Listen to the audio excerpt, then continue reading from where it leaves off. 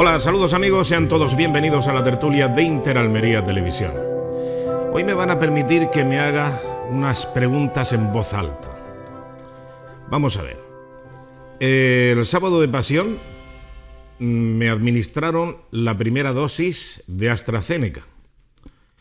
Ahora resulta que las autoridades del medicamento europeo determinan que efectivamente hay una relación directa entre la aparición de trombos y la administración de esa vacuna. Y me pregunto, ¿y ahora qué hago? Porque me han dado para la segunda dosis allá por a mediados del mes de junio. ¿Qué hacer? Porque claro, están infundiendo un miedo. Hoy en la Comunidad de Castilla y León han paralizado para todo el mundo y han devuelto a casa a todos los que estaban citados para la administración de la vacuna AstraZeneca. Y claro, si eso lo hace una comunidad española, dentro de España, dentro de la Unión Europea, paralizar la administración de esa vacuna, me da que pensar. Y claro, me surgen más preguntas y digo, bien, no quiero más AstraZeneca, pero ¿se ha evaluado si efectivamente puedo cambiar? Si la que ya me administraron ¿es compatible o es incompatible o va a ser peor el remedio que la enfermedad si me administran otra de otra naturaleza? Porque hay dos tipos de vacunas. Digamos, en cuanto a la mecánica de la fabricación de este medicamento. Y es que unas son de ARN mensajero y otras son de vectores virales. Vector viral es la que tiene AstraZeneca. ¿Y qué hago? Porque claro, ahora mucha gente se estará preguntando. Claro, si ya me administraron la primera, lo conveniente sería que la de refuerzo, que la segunda también se completara. Pero ¿y si tengo miedo? Porque estoy viendo lo que está sucediendo en España y en la Unión Europea. Y en la Unión Europea están echando cabos para ver si encuentran otra salida. En Dinamarca ya se han vacunado, en Dinamarca, que no estamos hablando de Mozambique, estoy hablando de Dinamarca. Ya se han vacunado con la Sputnik, la rusa. En Austria se van a vacunar, en Austria se van a vacunar también con la Sputnik, con la rusa. Se han vacunado también en Hungría, en Eslovaquia. Bueno, estamos hablando de Europa. ¿Y por qué se han vacunado con la rusa y no con la AstraZeneca? Que la tenían más cerca y la tenían más disponible. Miren ustedes, esto es increíble. Y luego, por otro lado, tenemos a un presidente del gobierno, como es Pedro Sánchez, que no da una, pero es que no da ni una. Es increíble. Ahora garantiza que para finales del mes de agosto, para el día 31 de agosto, vamos a adquirir ya la inmunidad de rebaño. Pero no es capaz de garantizar si para el día 9 o 10 de mayo va a proseguir o no va a proseguir el estado de alarma. Es todo un interés sectario, es interés político, es un interés electoralista, y para qué les hablo de la que han emprendido, porque ha iniciado conversaciones, ha prospectado, la presidenta de Madrid, la señora Ayuso, ha prospectado sobre la posibilidad de la adquisición de la vacuna rusa, de la Sputnik, cosa que ya se ha comprometido a comprar cuando lo autorice la autoridad del medicamento europea, la Comunidad de Valencia. Pero sobre eso no hay críticas. Todo descarga sobre Ayuso y Madrid, Madrid y Ayuso. En fin, que no sé lo que hacer. Y como más de uno de ustedes, menor de 65 años, que le hayan administrado la vacuna de AstraZeneca, pues estará preguntándose más o menos lo mismo. ¿Qué hacer? ¿Me espero, no me espero? ¿Será factible y posible el que me pueda cambiar a otra fórmula de vacuna? ¿Es factible y es posible hacer ese salto? ¿Será compatible? ¿No será compatible? Todo es un mar de dudas. En fin, vamos a ver si me ayudan los contertulios de esta noche. Víctor Hernández Bru, muy buenas y bienvenido. ¿Qué tal? ¿Cómo estás? ¿Qué tal? Buenas noches, Antonio. Yo tengo una respuesta para ti, efectivamente. Ojo que no es una respuesta para todos los que se hallen en el mismo caso que tú, es solamente para ti. Yo que tú me la ponía y luego ya vemos lo que pasa. Exactamente. Exacto, eso es lo que hay que hacer. Bueno, bien. De algo hay que morir, Antonio, hijo. Alguien le tiene que tocar. Exactamente. Bueno, José Fernández, que seguramente se habrá aventurado también a que algún amigo le haya facilitado algún combinado, pues bueno, se lo habrá tomado y las consecuencias se habrán comprobado después, porque cualquiera sabe. José, buenas noches. Buenas noches, sí. La muerte, ya sabes que, lo decía Benjamín, en la vida solo hay dos hechos ciertos, la muerte y pagar impuestos. Hoy comienza la campaña de Hacienda, y como me has pillado cerca de la biblioteca, no estaba preparado, pero tengo aquí a mano un muy interesante libro, se llama La elegancia en el trato social. Es un libro editado en Madrid en el año 1901 y visitas de pésame. Dice así: el visitante, lo digo por si acaso, en fin, el visitante, vestido con cierta gravedad, debe ostentar una extrema sencillez en los adornos de su traje. No debe hablar el primero del suceso desgraciado que motiva la visita, pero sí oír con complacencia cuanto plazca a la familia hablar de la persona difunta. No, es que le pusieron una dosis y luego el... Por el contrario, la persona que recibe, ya sabes que siempre mejor callar. La persona que recibe debe contener en lo posible su disgusto y tristeza, absteniéndose de ocuparse de los detalles que haga referencia al fatal suceso. No sé si te habrá ayudado, pero en todo caso creo que es un gran momento para hablar de esto. Yo que, en fin, por razones de edad también estoy a la esperanza de ser llamado alguna vez, pues yo me voy a vacunar pensando como cada vez que subo un avión. Dicen que es lo más seguro, pero si hay un problema nos daban un jardazo y hasta luego, Lucas. Así que pues con buen ánimo y apretando los dientes, Antonio, no queda otra. Efectivamente, por no apretar otra cosa, que también se hace cuando despega el avión o cuando aterriza. Bien, bueno, siguiendo con este tema, oye, ¿qué opináis? Vamos a ver, Pedro Sánchez resulta que no es capaz de garantizar si va a proseguir o no el estado de alarma, si se va a prolongar o ya se va a extinguir de aquí a un mes, y sin embargo se aventura a vaticinar lo que va a pasar a final de agosto, el 31 de agosto, es decir, y si me apuras ya, pues para el próximo otoño. Eso sí lo tiene garantizado, y además con cifras. Tantos millones de españoles vacunados, esto equivale a este porcentaje, tal, todo matemáticamente calculado. Y sin embargo, a la vista de un mes, todavía tenemos esa incertidumbre. ¿Qué te parece, Víctor? Hombre, vamos a ver, yo creo que estás evidentemente refiriéndote a la comparecencia de ayer de Pedro Sánchez. Sí. Yo no voy a decir que una comparecencia de Pedro I el Falso me sorprenda, porque ya prácticamente ha agotado el cupo de sorpresa. Pero la verdad es que la comparecencia de ayer fue un paradigma de lo que es el estilo de comunicación del Partido Socialista de arriba abajo, no solo de la presidencia del gobierno, sino de todo el partido de arriba abajo. O sea, ayer Pedro Sánchez vino a decirnos, por ejemplo, que tiene solucionado el calendario de vacunación y que en el Día de Todos los Santos ya va a estar vacunado todo el mundo que quiera. Y además nos hizo un cronograma de vacunación exhaustivo. Vamos, que era, te daban ganas de llamar y decir: presidencia del gobierno, don Pedro Sánchez, enhorabuena, que bien lo ha hecho usted. De no ser, porque algunos sabemos, y yo me gustaría pensar que ese algunos es muchos, es una mayoría, que primero, bueno, en el proceso de vacunación hay dos hitos fundamentales. Uno es la consecución de la vacuna, hito cuya gestión le corresponde a la Unión Europea. Es decir, las vacunas que han llegado a España no las ha comprado España, las ha comprado la Unión Europea y se las ha entregado al gobierno. Y luego hay un segundo hito, que es coger esas vacunas y ponérnoslas aquí en el brazo a los administrados. Hito cuya responsabilidad corresponde a las comunidades autónomas. La pregunta es: ¿dónde está aquí el mérito del gobierno de España para salir ayer en loor de multitud a decir: miren ustedes lo que hemos conseguido? Mire usted recibe las vacunas cuando le da la gana a la Unión Europea y se las entrega a las comunidades autónomas, que son las que administran. Y vino el hombre aquí muy ufano a presumir de calendario de vacunación. Pero si usted no ha hecho nada en todo esto. Bueno, sí ha hecho: guardar las vacunas.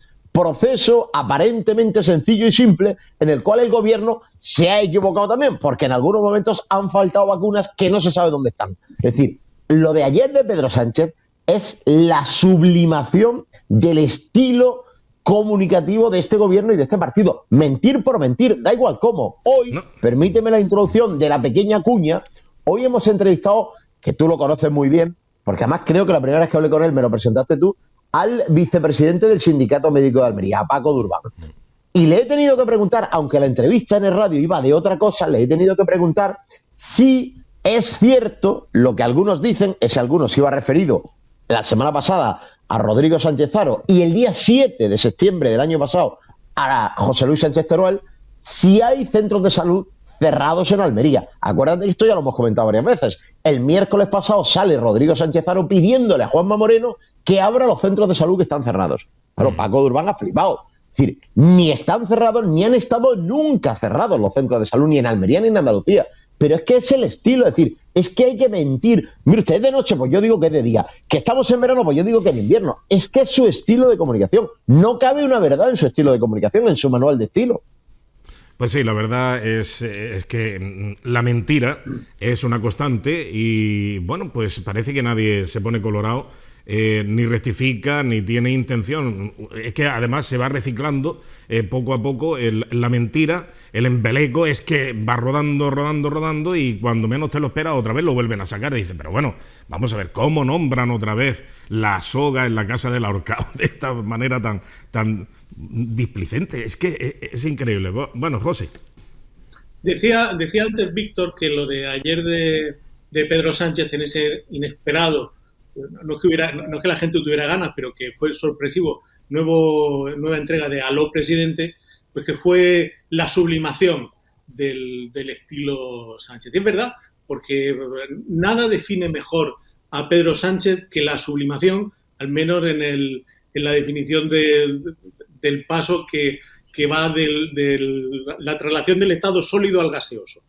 Pedro Sánchez es un gas, no es un gas noble, es un gas más cercano a lo cotidiano, a nuestra condición humana y cotidiana, porque difícilmente puedo encontrar en la memoria el recuerdo de un presidente más insignificante, más nebuloso y más apestoso para el gobierno. Entonces estás hablando de gas sulfídrico. Un gas muy concreto, sí, cuidado. Sí. Una mezcla entre metano y sulfídrico, una cosa así. Sí, por eso decía, la sublimación, pues Pedro Sánchez es un ser humano sólido, por tanto, pero cuando comparece en público, cuando decide, cuando piensa, cuando gestiona, ¡puf!, se convierte en un gas, ya digo, no precisamente un gas noble. Pedro Sánchez agotó hace ya mucho tiempo la cuota, el cupo de credibilidad que puede tener un servidor público. Los políticos, pues en ocasiones, pues dicen una verdad matizada, dicen alguna cuestión que luego tienen que desdecirse, tienen que comerse sus propias palabras, como decía Churchill, desayunarse ese sapo, pero lo de Sánchez es una cuestión que no tiene un análisis político. Yo no soy profesional, pero creo que no me equivoco si digo que lo de este señor tiene ya un claro componente psiquiátrico. Este hombre está mal. Este hombre necesita ayuda porque vive en una burbuja, hablando de gases, en una burbuja propia, en una realidad paralela. Vamos a ver, este señor ha convertido todo lo que ha tocado en un completo carajal, en un absoluto desastre. La aportación real del señor Sánchez, del presidente Sánchez, al proceso de vacunación, ha sido poner una pegatina muy grande en la primera caja que llegó. Punto. Ya está, nada más. Y ahora se arroga que va a vacunar y ya dice que lo que anunció para principios de verano ya va a ser para finales de verano, sin caer en la cuenta, sin mencionar que ese paso de junio a septiembre salta por encima del verano y que el verano era la esperanza real, la última bala en el tambor del revólver que tenía pues muchas empresas, muchos empresarios, muchos autónomos para simplemente seguir económicamente vivos. Si nos cargamos el verano, me dirán ustedes qué va a pasar. Y alguien a estas alturas alberga la más mínima duda de que con cualquier otro gobierno el proceso de vacunación en España tendría otra velocidad, que a estas alturas no tendríamos este nivel mínimo de vacunación, que no habríamos convertido la vacunación como se convirtieron las vacaciones de Navidad en 17 modelos diferentes de vacunación. El problema es que hay una pésima gestión por parte del acceso a las vacunas de Bruselas, de Europa. De ahí que muchos países, como he mencionado anteriormente, pues Dinamarca, Austria, Hungría, Eslovaquia, ahora también se desgaja de Alemania, nada más y nada menos que Baviera. Baviera es una región muy importante.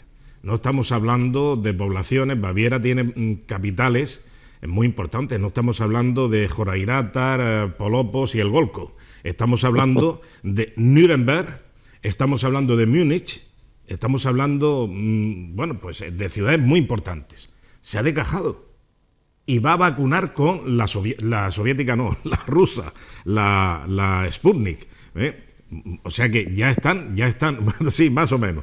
Pero en fin, que en definitiva, que hay regiones de Europa, hay países enteros de Europa, de la Unión Europea, que han tomado esa determinación. Y sin embargo, porque la presidenta la presidente, mejor dicho, de la Comunidad de Madrid, la señora Ayuso, ha prospectado para ver qué puede hacer en el caso de que... Es lo mismo que si yo mañana encargo un coche volador. Bueno, no están en el mercado, pero puedo hacer una prerreserva, ¿no? Muchas veces cuando va a salir un nuevo iPhone, puedes precomprarlo y no ha salido todavía al mercado. Se supone que esta vacuna, la Sputnik, va a ser aprobada, será lo que tarde la burocracia europea de la Agencia del Medicamento, pero una vez que se apruebe, estará disponible. Y si tú te apuntas el primero y haces una precompra o un precompromiso de adquisición, estás el primero de la fila.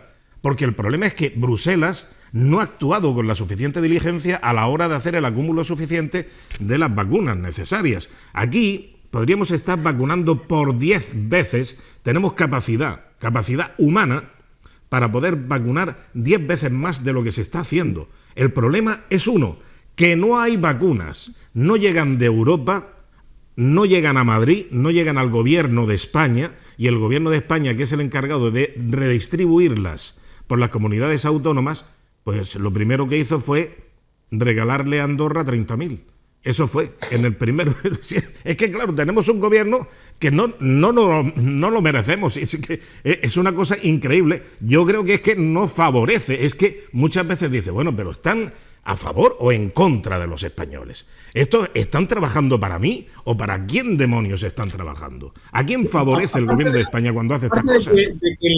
Aparte de que nuestro gobierno, tenemos un gobierno, por desgracia, infame, el peor gobierno en el peor momento posible.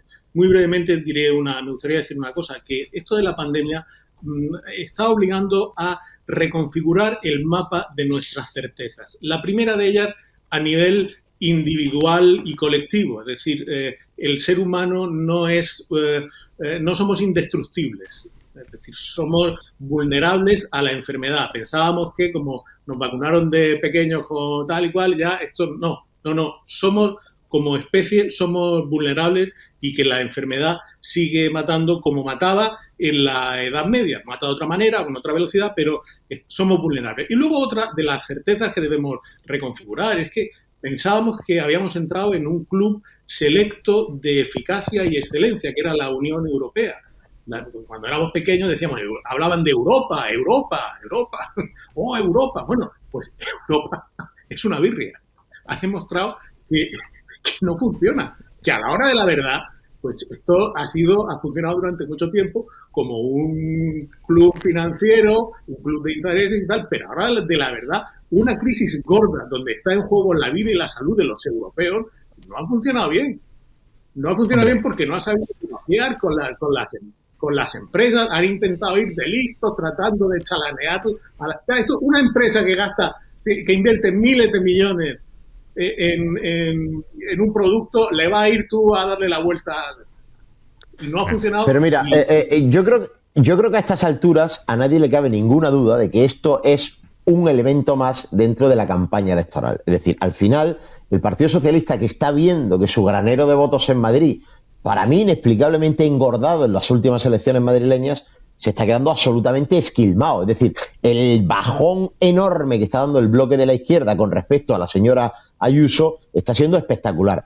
Yo, la verdad que, insisto, la comparecencia de ayer de Pedro Sánchez es digna de estudio, porque además el tipo llegó a decir que era una falta de lealtad institucional que hubiera comunidades como Madrid que estuvieran negociando con productores, con fabricantes y con comercializadores de vacunas. No dijo absolutamente nada de la Comunidad de Valencia. Hoy, la fabricante de Sputnik ha emitido un comunicado y ha dicho, y ole por ellos porque tienen dos narices, tratándose de una empresa mojarse de esa manera, que efectivamente ha negociado con Madrid y con otras comunidades, repito, se lo he escuchado a Polvorinos a mediodía en el radio, con otras comunidades, incluida Valencia, y ha citado exclusivamente a la Comunidad de Valencia, aunque ha dejado abierto que también está negociando con otras. Y yo hoy también he escuchado a Carmen Calva, vicepresidenta del Gobierno, criticar a Madrid y decir que Madrid parece que quiere solucionar la pandemia ella sola. Ni una palabra de Valencia. Insisto, una parte más de la campaña electoral porque no saben cómo meterle mano al tirón popular espectacular que está teniendo Díaz Ayuso en Madrid. Y todo ello, por supuesto, con la confianza de que somos todos imbéciles y no nos vamos a enterar de que Madrid no ha sido la única que ha negociado. Y yo me hago una reflexión, porque Ayuso, perdón Antonio, ha dicho que lo que hagan lo harán cumpliendo la ley. Y yo hago una reflexión. Si la Unión Europea dice que ellos son los que tienen que negociar con las casas de vacunas y que los estados no pueden, la obligación de la señora Díaz Ayuso es decir amén y ver cómo su población se retrasa en la vacunación, o su obligación es pasar olímpicamente de la Unión Europea e ir a buscar la vida como pueda. Exacto. Yo me pregunto, ¿para qué le pagan a la señora Ayuso? ¿Para defender a Europa o para defender al votante? No, eso es lo que hicimos con las mascarillas, los guantes de látex, cuando parecían que eran imprescindibles, con los EPIs, etcétera, etcétera. Y nadie ha traído, y nadie se ha buscado la vida, por así decirlo, fuera del contexto de la gestión del Gobierno de España, que la Comunidad de Madrid, porque han sido 32 aviones los que han llegado. Por cierto, todos los aviones que llegaron cargados con ese tipo de productos, mascarillas, EPIs y guantes, pues resulta que fueron utilizados, no como el Gobierno de España, que encargó a una empresa que no tenía ni razón social para que hiciera unas compras que después, tal cual los recibíamos, a la basura porque eran inservibles las mascarillas. En definitiva, para terminar, y ya que han mencionado no se queda imbéciles, pues ha habido una reunión hoy donde han decidido que ya no nos pongamos la mascarilla en la playa. O sea, es que esto lo han decidido. ¿Tenías duda de que eso iba a pasar? No, se han tenido que reunir para decidir que no es necesario ponerse la mascarilla en la playa, sobre todo cuando estás tomando el sol o cuando te vas a meter a darte un baño.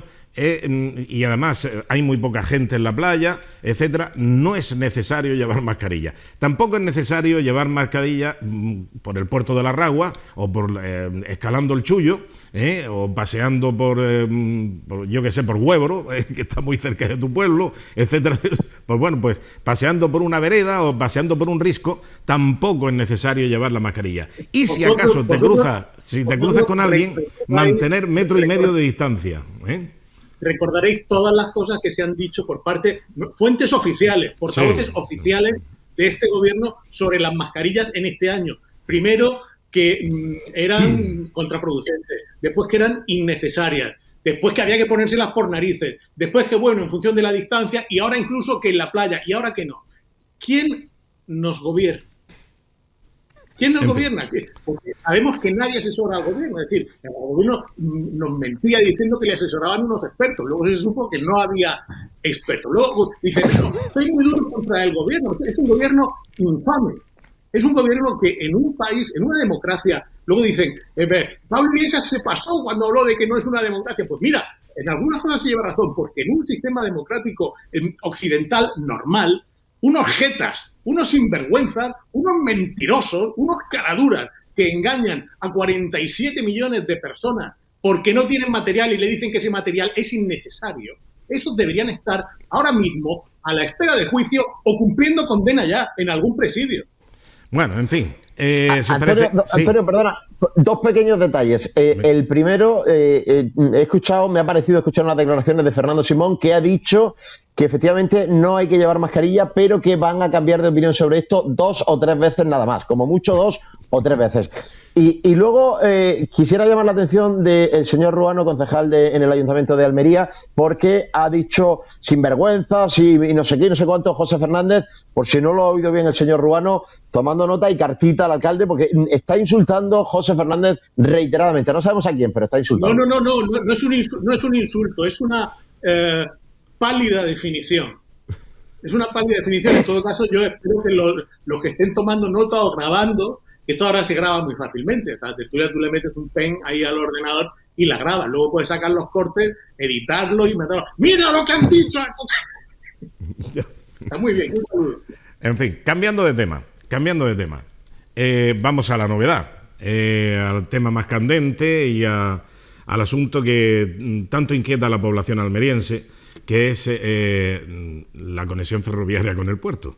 Porque es que hoy he conocido que hubo unas declaraciones de José Carlos Tejada, que es el portavoz de la mesa del ferrocarril o la mesa del tren, que habla de la conexión ferroviaria. La conexión ferroviaria dice que es importantísima, trascendental para el futuro de Almería. Y que, claro, si no se aprovecha ahora la coyuntura de los trabajos de semisoterramiento, porque no tenemos soterramiento integral.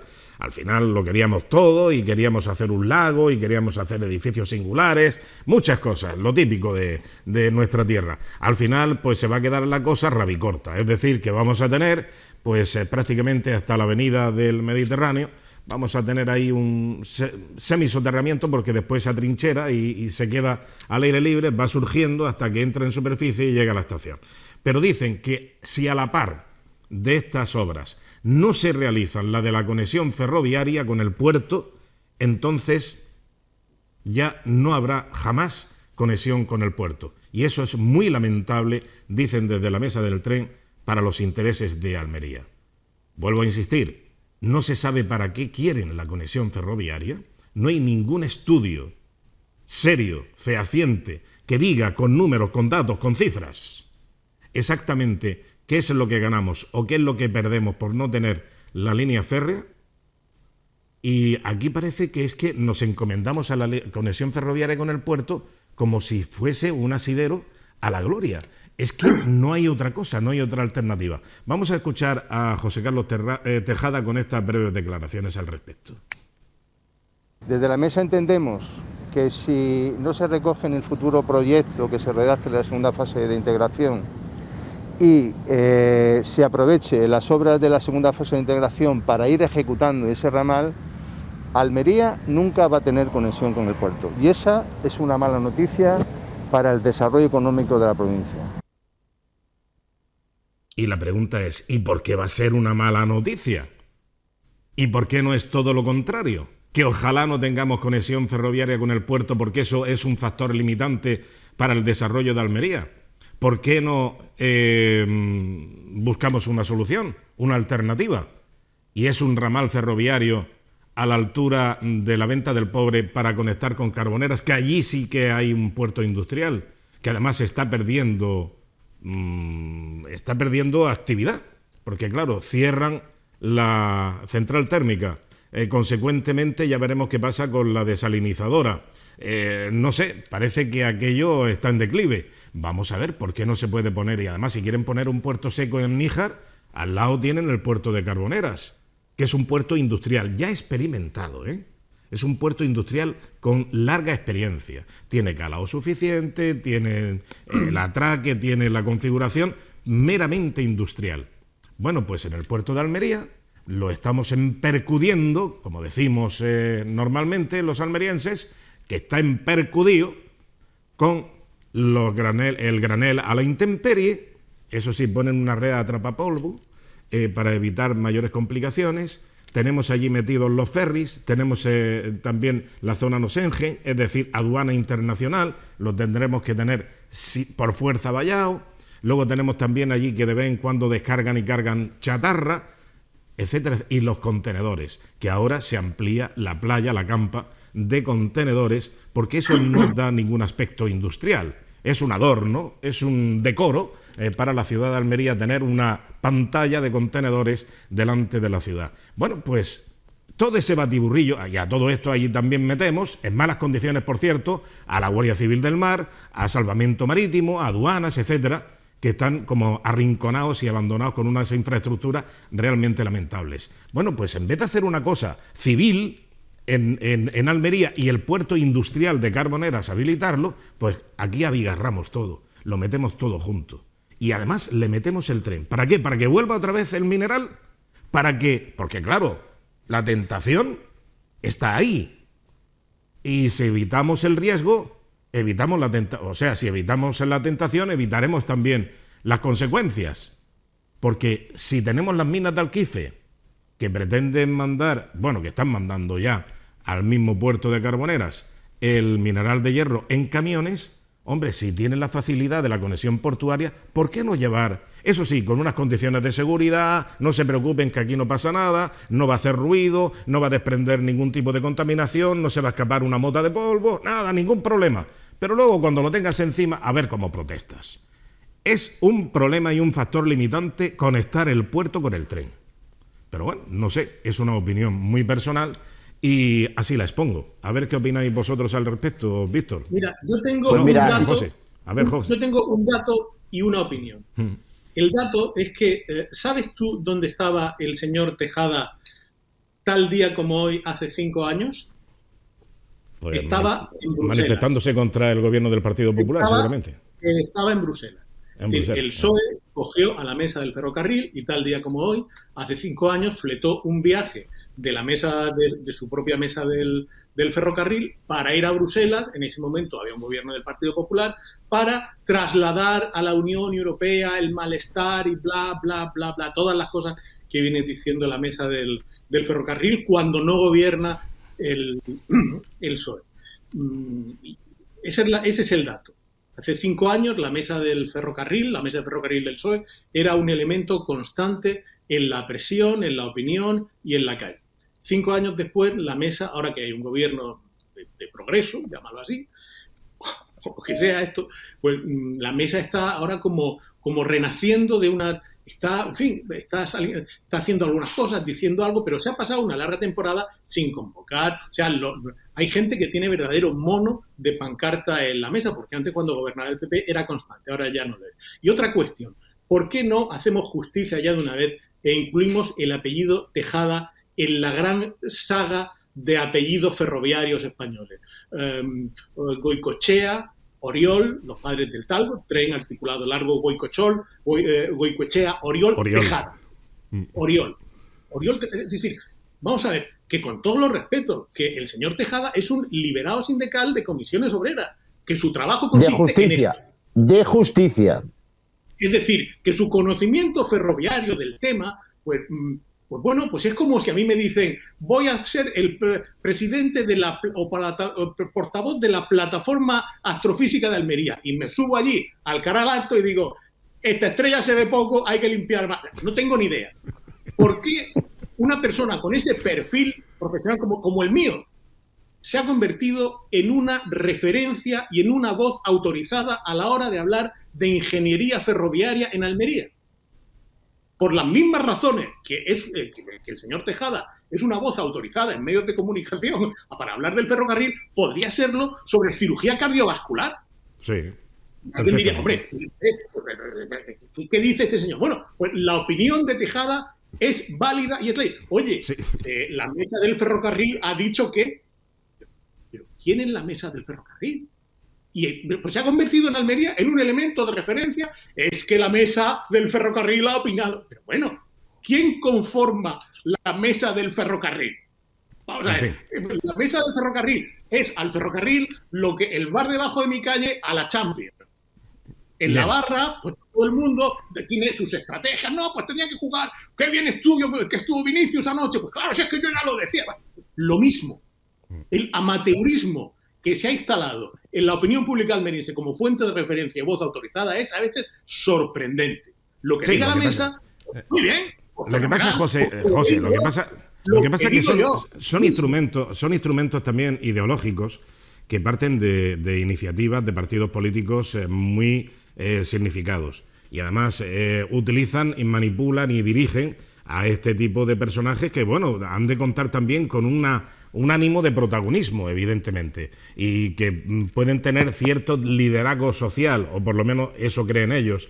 Y entonces eso es terreno abonado para que tú configures, como hace el Partido Socialista. El Partido Socialista ha venido desde hace largos años metiendo las narices hasta en las comunidades de vecinos. No te estoy hablando de asociaciones de vecinos, te estoy hablando comunidades de vecinos, en el bloque. en el bloque, ahí se han metido las narices. Las cofradías. Las cofradías, etcétera, etcétera. Y no solamente la de pescadores. Bueno, pero vamos, es que es así. Es una tendencia, es una instrucción que lleva a cabo puntualmente el Partido Socialista y los partidos de izquierda y de extrema izquierda y de ultraizquierda. No sé, a ver, ¿qué opinas, Víctor? Sí, completamente. Es que además, antes de que lo dijeras, es justo lo que estaba pensando yo. Es decir, al final aquí estamos ante una manera de hacer política y una manera de entender la política. Es decir, el Partido Popular, que ha estado años en el poder en todas las administraciones, ya solo le quedaba la Junta de Andalucía, no ha sido capaz, no sé si por desinterés o por manera de entender la política, de crear ninguna red clientelar. No hay asociaciones de vecinos, de amas de casa, de jugadores de mus que estén vinculadas al Partido Popular. Es decir, no hay gente, hay mucha gente que es muy del Partido Popular, pero no se ha recreado esa red clientelar que tiene el Partido Socialista desde que existe.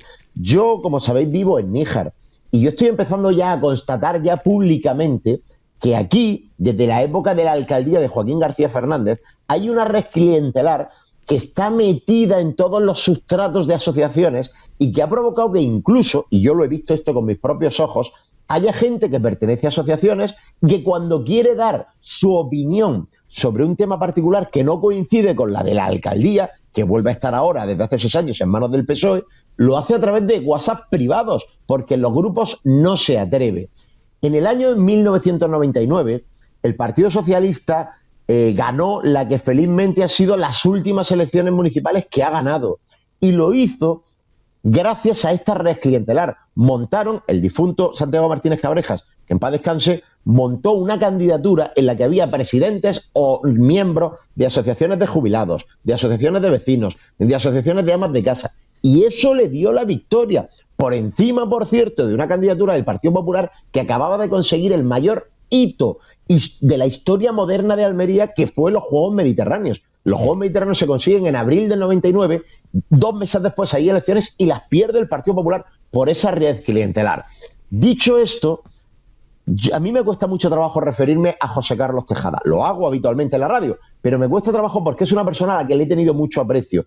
Y yo he dejado de tenérselo precisamente porque su razonamiento fundamental para sostener una postura u otra es que esto es progresista. Es decir, yo le he preguntado a José Carlos Tejada por los pobres autónomos a los que les estaban cobrando impuestos cuando les terminan sus comercios cerrados y ha justificado la medida porque era una medida de un gobierno progresista y él tenía que estar de acuerdo.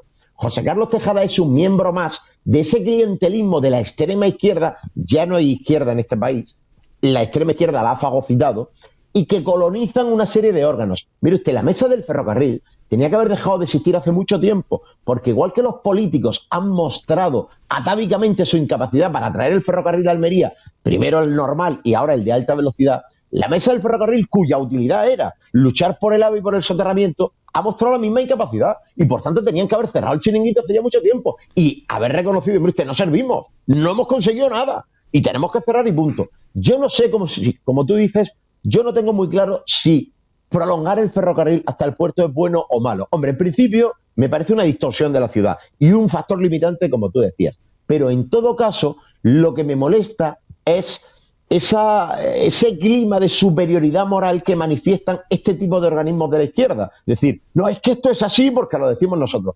Mire usted, deje usted a la gente vivir, deje usted a la gente que piense, déjese ya de convocar referéndums donde luego votan 4, que son los 4 que ellos movilizan para cambiar las cosas por encima de la voluntad popular expresada en las urnas y en las elecciones. Es decir, ya está bien. Es que se han pensado que les ha tocado el pie izquierdo de Dios y ellos tienen la decisión en todas las cosas. Sí, bueno, oye, pero han mandado al ayuntamiento un memorándum al ayuntamiento diciendo, oye, nosotros hemos hecho una consulta popular y tal y cual. No sé si eran 200 personas, no lo sé, o 400, me da igual. Sí, pero todo esto, José, este tipo de movilizaciones, de movimientos, de mesas, infraestructuras, de esto del tren, del otro, de más allá, y algunas asociaciones que adquieren cierta notoriedad, tienen sitio guardado en las filas de candidaturas de la izquierda y la extrema izquierda. Eso está claro. O sea, que cuando llegue, su posicionamiento está ahí. Por cierto, Víctor, hace decías... 5 años, tal día como hoy, estaban en Bruselas, claro. pues, invitados por el Partido Socialista Obrero Español, que corrió como si fuese, pero José, como si fuese aquel famoso comité de sabios, el comité de sabios que aglutinaba a una serie de personas y tal. Bueno, en fin, decía Víctor que nos vamos a publicidad. Corrígeme, José, si me equivoco, pero voy a dar un dato. Porque hablaba Víctor de que ha tenido el Partido Socialista una gran capacidad para aglutinar, controlar también muchas asociaciones de todo tipo. Y eso en las elecciones que tú mencionabas, pues efectivamente había asociaciones de todo tipo. No sé si la asociación del sindicato de la aguja, o de la hamburguesa, o de la croqueta. Bueno, pero había muchas asociaciones en algunas listas electorales del Partido Socialista, y por eso se ganaban las elecciones. Y comunidades también de vecinos, etcétera. Te voy a poner un dato. Esto el Partido Popular no sabe hacerlo, decías, o algo así, o no lo ha practicado. Te voy a dar un dato, y corrígeme, José, si me equivoco en la cantidad. El Partido Popular, cuando había un flagrante demostración, una palmaria demostración de que no se estaba construyendo el materno-infantil, convocó una gran manifestación. Una gran manifestación a las puertas del Hotel Torre Cárdenas, en las inmediaciones de las presuntas obras que se estaban haciendo del Hospital Materno-Infantil. Asistencia y concurrencia del Partido Popular a esa manifestación. 7 personas. Corrígeme si me equivoco, José. Estuvo la cosa 9. así, Estuvo la cosa... Vamos, un árbitro no hubiera podido celebrar un partido de fútbol si se hubiera presentado. Pero de fútbol sala. La verdad es que el espíritu reivindicativo cabía en dos taxis, perfectamente. Apretados, pero sí. Dos taxis. Es que no está. Es decir, pero eso es una cosa es tan mala como la otra. Sí. Porque cuando tú haces una lista electoral con gente de las asociaciones, como pasó la última vez que gobernó el PSOE en Almería, hubo que nombrar a concejales, a personas, y esto es otro dato, que durante los 4 años iban al ayuntamiento a cobrar. Concejales, uno, no lo vamos a mencionar, dio en 4 años una rueda de prensa, que, en fin, que era un detalle que le agradecimos porque, bueno, el pobre hombre pasó un mal rato. Y otros que la organizaban frecuentemente, ahí está nuestro querido concejal sostenible, que llegó a interrumpir una rueda de prensa para decir, perdónenme, había muchos periodistas delante, perdónenme, pero me acaban de llamar que hay un aviso de bomba en el aeropuerto, pero por favor, y fue el mismo que dijo, el tráfico, era el concejal de tráfico, el concejal sostenible, el tráfico en Almería es un caos. ¿Cómo? Sí, y si quieres se lo repito, el tráfico en Almería es un caos. Ese era. Claro, cuando hay que nombrar concejal, pues a personas que, bueno, pues ahí está. Sí, efectivamente. De todas maneras, permitidme un dato, bueno, porque... Hubo también algunos concejales un poco cutres, que, hombre, teniendo hoteles e incluso si quieres una pensión barata, pues recibió un amplio eco por parte de la Policía Municipal, que estaba allí en las inmediaciones de la Bola Azul. Bueno, haciendo cosas impropias. Y eso sí. No, absolutamente propia. Sí, propia de la condición humana. Sí, y sobre todo cuando la condición humana es compartida. Y de los perrillos en celo. Pero aparte, a propósito de la concurrencia que acaba de decir José Fernández, cuidado que estos señores de la izquierda a veces, cuando convocan ese tipo de concentraciones, hombre, no van 7 o 9, pero a lo mejor van 80. La diferencia es que entre esos 80 reúnen 20 asociaciones. Y eso es lo que luego sale en la prensa. Claro. No es que ha estado la asociación de no sé qué, de no sé cuánto, de no sé cuánto. Pero usted, si había 20 personas, ¿cómo podía haber 30 asociaciones? Pues las había, claro, porque efectivamente este tío pertenece a 6. Es que algunos presidentes... Algunos presidentes... asociaciones. Es que hay presidentes y presidentas de asociaciones que son ubicuos y además que amparan prácticamente 2 o 3 asociaciones diferentes. Son como el marido de Susana Díaz. Sí, el marido de Susana Díaz. Sí, también es ubicuo. Ah, sí. El marido de Susana Díaz daba varios cursos en diferentes puntos de la geografía andaluza al mismo tiempo. También es ubicuo. Sí, es verdad, ahora recuerdo, es que no caía. Bueno, vamos a hacer un breve paréntesis y enseguida cuento una historia que tiene que ver hace ya muchos años, hace más de 500 años, y que tiene que ver con un almeriense, más concretamente con un señor de Berja, un virgitano que puede convertirse en un auténtico personaje a nivel planetario. Enseguida volvemos. Hasta ahora.